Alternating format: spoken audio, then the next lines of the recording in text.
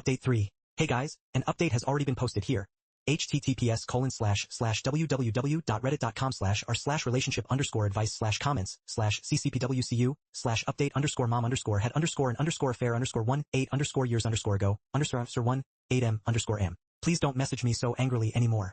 Update 2. Sorry for not updating. My grandpa passed away yesterday morning. Nothing happened to me, but my situation is a secondary concern right now.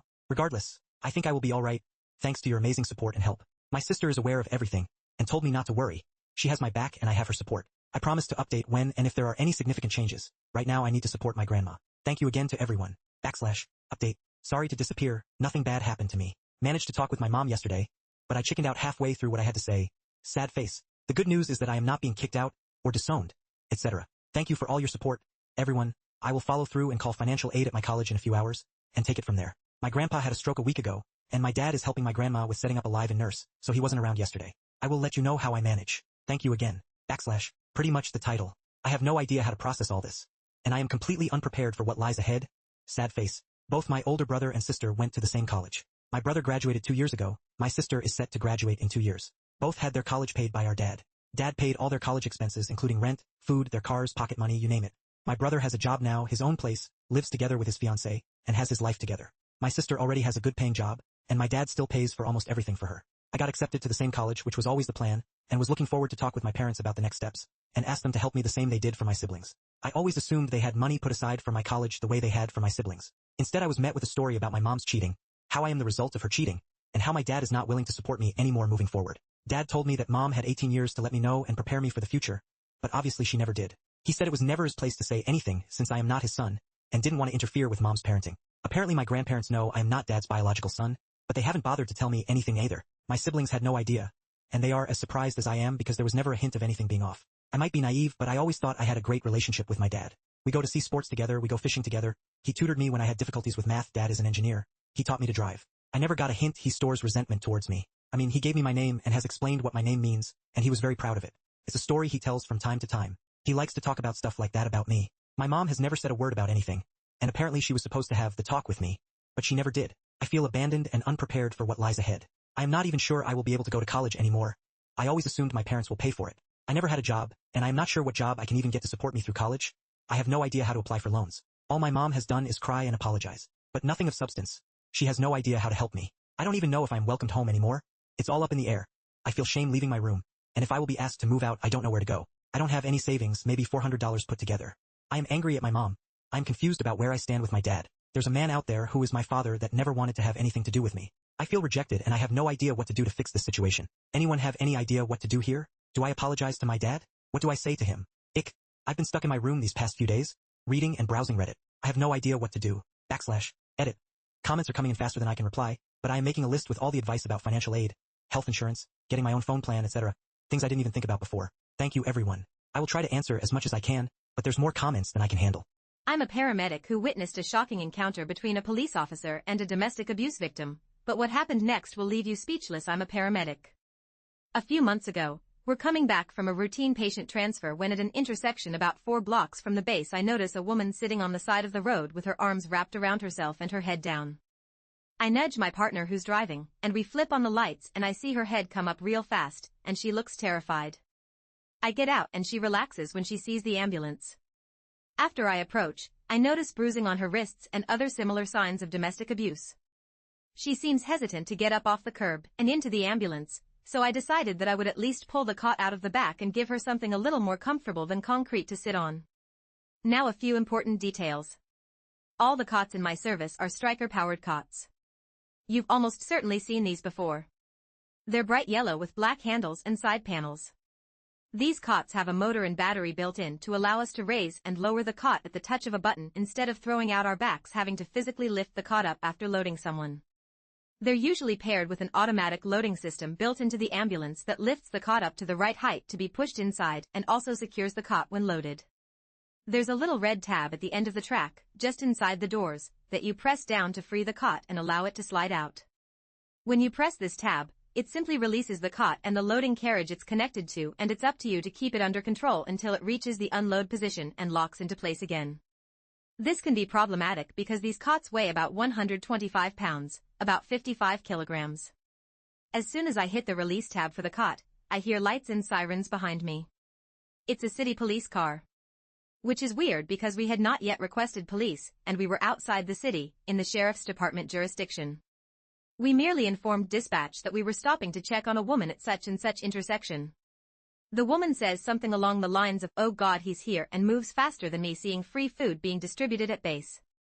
She dashes past me and pretty much hurls herself into the ambulance, sitting on the bench seat. The cop is approaching and he's pissed. I put 2 and 2 together and slam the ambulance doors shut. Let's call this officer Police Officer Steve, or POS for short. POS, is that bias she in there? Me, who? POS, you know damn well who I am talking about. Me, you mean my patient? I'm afraid I haven't gotten a name yet. POS, open those doors, I need to talk to her. Me, you're not using my rig as an interview room. You can talk to her at the hospital. We go back and forth like this for a few minutes. My partner at some point came back to see what the holdup was, but overheard my stonewalling and went back to the cab to call our chief. I continue my routine of deny and delay until a pair of deputies, likely specifically requested for this by the chief, arrive. Oh good, now I have witnesses. See, we had stopped on an upwards incline. I had hit the release tab on the cot and it wanted to slide back. I had to close the doors so swiftly, I didn't bother pushing the cot back against the stops and locking it in place. Emboldened by the presence of 2 deputies, he gets in my face. Get out of my way or I'm gonna have to charge with obstruction. Okay. I step out of his way, and he opens the double doors.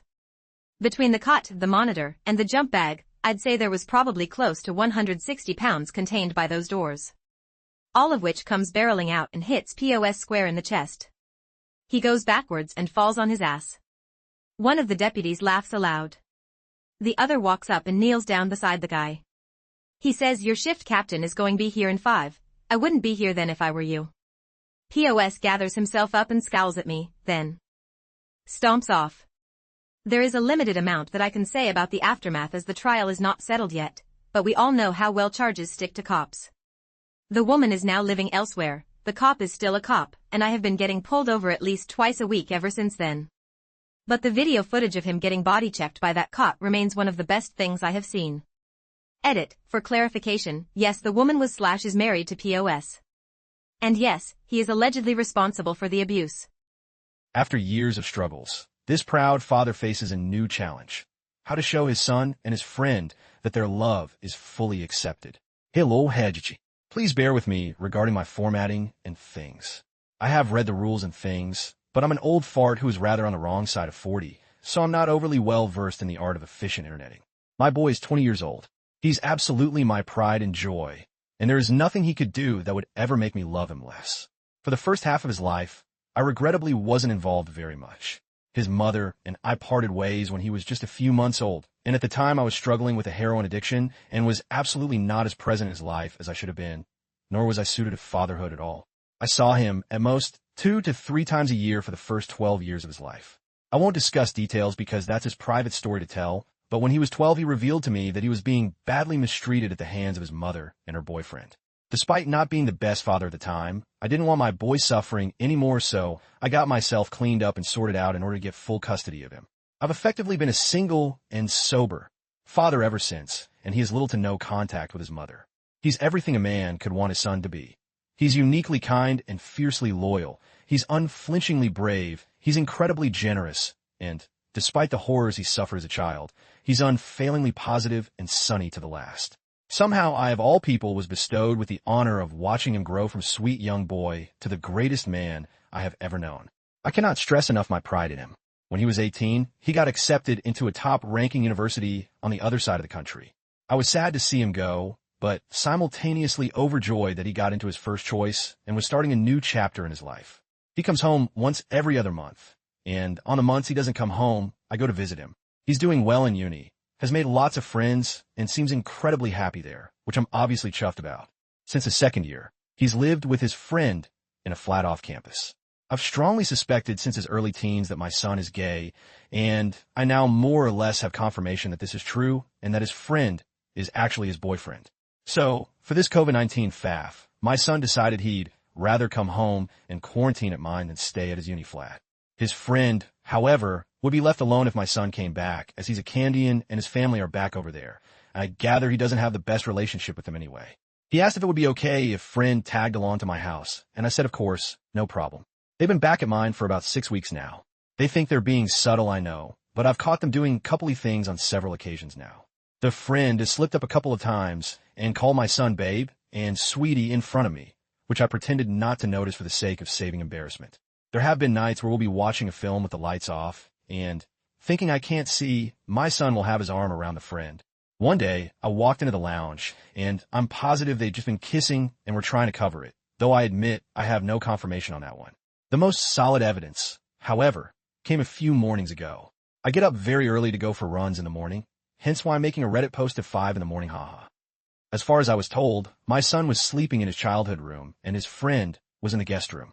I don't know what possessed me to do so, but on Tuesday morning, I cracked my son's door open to check on him like I used to when he was a kid. Lo and behold, they're both asleep, snuggled up together in my son's bed.